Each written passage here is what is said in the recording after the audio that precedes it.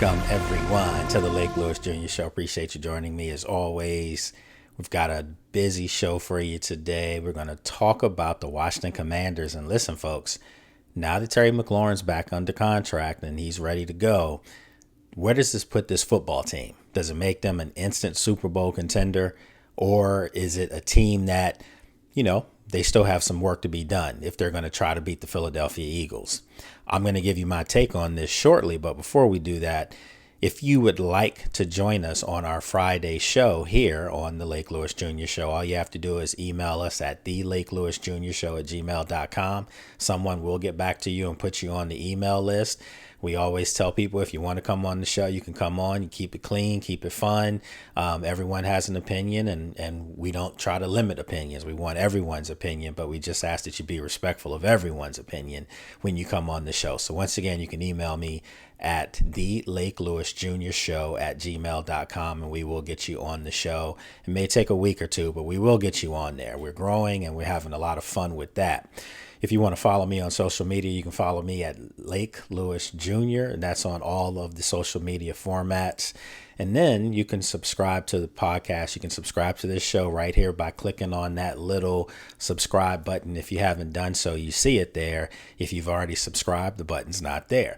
So you can follow us subscribe to us on YouTube at the Lake Lewis Jr. Show. That's the channel.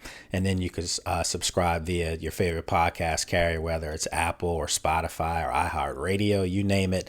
The Lake Lewis Jr. Show is on there. You can also, coming up in another week or two, we'll be back on Radio 1 in D.C. So if you live in the D.C. market, you definitely can listen to the show on 95.9 FM, and that'll be on Tuesdays. And then, of course, on 1450 AM, again, on Tuesday. So let's get right into it. Obviously, yesterday, the big news that made most Commanders fans happy, if not all Commanders fans. And if you're not a Commanders fan, if you weren't happy that number 17, Terry McLaurin, the face of the franchise over the past 6 seasons, is back. And he's back in a big way. He gets the money that he's looking for. $96 million over 3 years, $30 million signing bonus. The guarantees haven't really been reported, but I'm sure that stuff will come out. I'm pretty sure it's going to, probably be an additional $30 million to get this money up to $60 million in guarantees. So we'll see how all this stuff plays out. But the good thing is that Terry's back, and everyone's known, whatever side of the fence you were straddling here, if it was the team, if it was Terry, which hopefully now can be put to rest and everyone can straddle the whole group as a whole and get back to just cheering for the burgundy and gold. And then, of course, your favorite players, we get that. But now that everything seems to be back and getting ready to start revving up and going on a run here, my question to you today is it Super Bowl or bust for the Washington Commanders? Is it Super Bowl or bust, considering that they were in the NFC Championship game last year? Remember how magical last season was for you guys as fans, for me as a reporter. It still was awesome to see that. Now, I'm telling you from what I've seen every day at practice during training camp, during mini camp, this is a much better football team. This is a much better football team. And now there's no asterisks next to the team, because before it was like, okay, Terry's not here. And I've said it, and I was saying it all along, and you can go back and look at anything I've been on. I've said, no Terry, no Super Bowl. Well, Terry's back. So should that not be the barometer now? A Super Bowl. I mean, getting to that game, isn't that the next step as far as the, elevation of this football team, as far as this franchise, considering where they were last year? Or are you maybe in the group that's going to say, you know what? Just get to a divisional playoff game, and that's success, because it means that you are there. That means that you are one of the better teams in football. But maybe like the Ravens, you're just not able at that specific moment in time get over the hump. So that's my question for you guys today. You can email me your answer. You can go into the chat sessions, the comments. Let me know your thoughts too. What do you think as far as a successful season is for the Washington Commanders now that Terry's back, and there's going to be huge expectations? And isn't this what we've always wanted? Isn't this what, Commanders Nation, isn't that what you wanted as fans? I know as a media person, I want to cover a winner. And last year it was awesome to be able to do that, to be able to experience the playoffs, to be able to be in Philadelphia for the NFC Championship game. I know they lost, but it still was just a moment that I'll never forget. So now going forward, think about everything that they have loaded up for this team to make a run. And I think, again, I've said it, everything that I think that Adam Peters and company did this offseason was with one team in mind, and it was the Goons up the road in Philadelphia. And I call them Goons because that's a tough football team, and it's going to be a tough football team to take out. However, I think Washington's equipped themselves, to be able to do that. And again, now that Terry's back, the mojo's back. It'll be able to be literally full steam ahead. And I'm just so excited to see Terry paired with Deebo Samuel. Terry's never had that kind of weapon opposite him on the other side of the field. People talk about how, there's games where, Terry didn't make a catch or had one catch or whatever. And I'm like, because, teams literally made it a point to put a safety over top of him, double team him. And yeah, now you're not going to be able to do that. You're not going to be able to shift your whole defense, a whole side, to taking out number 17 because you have Deebo on the other side. You have a young guy in Jalen Lane who's had a really good camp that's going to be able to work underneath and do some things. And then yesterday I talked about this briefly as far as the running back room and how dynamic it can be. But it all starts with number 5, Jaden Daniels. And for me, the fact that Jaden Daniels has now these weapons at his disposal makes him even better. He's already, in my opinion, a top 5 quarterback in the league. I think his peers spoke loudly by putting him at 21 on the NFL's top 100. I mean, the guy's just, coming off his rookie campaign, and he's already ascended to that kind of lofty status. So now you think about what he's going to come to the line of scrimmage, when he's going to come under center and see to both sides of him, 2 Pro Bowl receivers, his main weapon, Terry, coming back. He's going to have his security blanket in Zach Ertz. And now, he could possibly turn around and hand the ball off to a speedster, a guy that could have one cut, boom, he's gone to the house. Now this offense really takes on a whole new life, a whole new, dynamic, and a whole new personality. You think about last year, Jaden had to put the cape on almost every game. He really did. It was Jaden and Terry. Zach Ertz obviously got his catches and ate underneath. But if you took those 2 guys away from Jaden, it was tough sledding for the offense, because on occasion, the likes of a De'Ami Brown or Zacchaeus, they would make plays on occasion. It just wasn't at the consistent rate. And now, when you think of what they have offensively, they have guys that are dynamic. They have guys that you can't really put them in a box as far as the type of play that they have. Everyone talks about Terry having those 13 touchdowns last year. That's because he had a quarterback finally that could get him the ball and get him those contested catches that we know Terry excels at. Terry's the best contested catch receiver in the NFL, the best body catch receiver in the NFL. So now you think about a guy who's one of the best receivers in the game as far as yards after the catch, Yak. We're talking about Deebo now. It changes the whole dynamic of this. And then again, you go back to Jalen Lane. You go back to Noah Brown. Noah Brown should be healthy by week 1. So I'm really excited about offensively what they can do.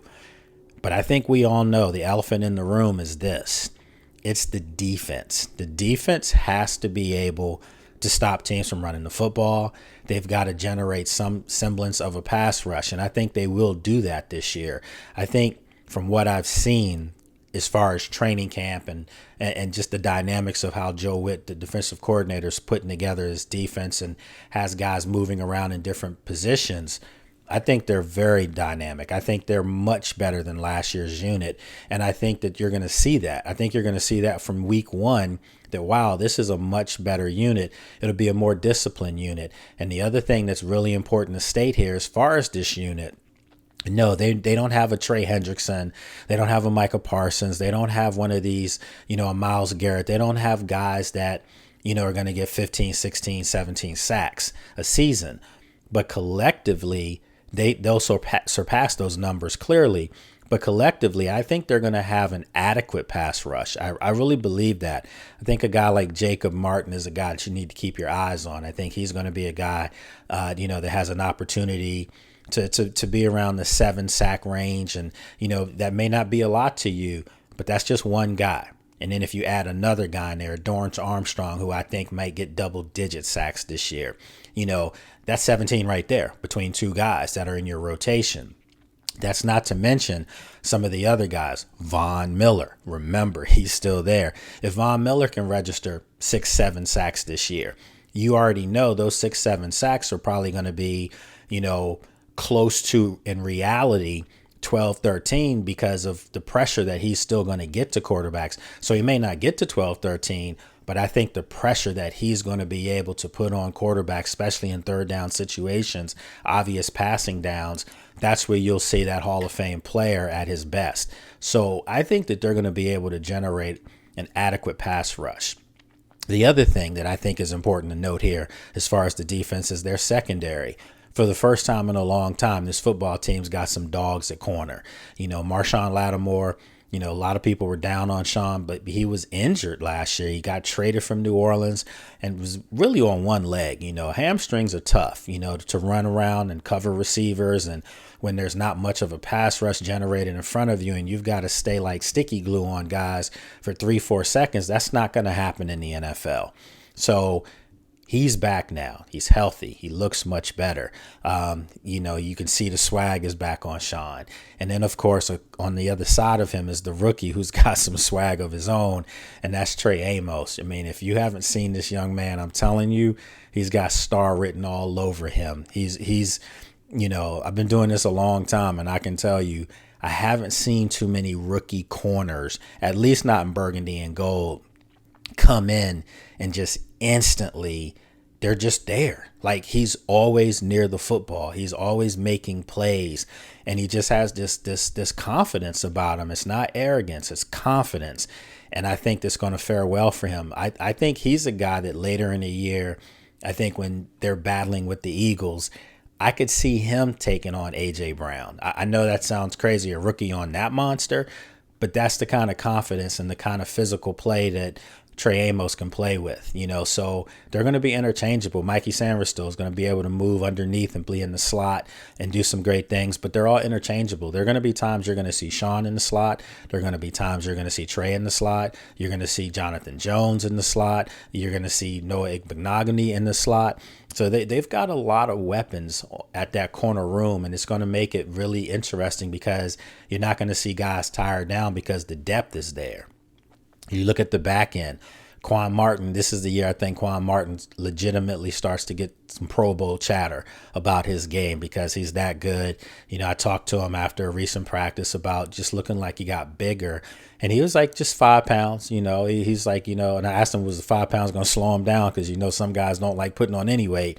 And he was like, no, he feels good in it and it's helped him. And but more importantly, he told me the game clearly is slowed down, and you can see it in his play. He just looks confident out there.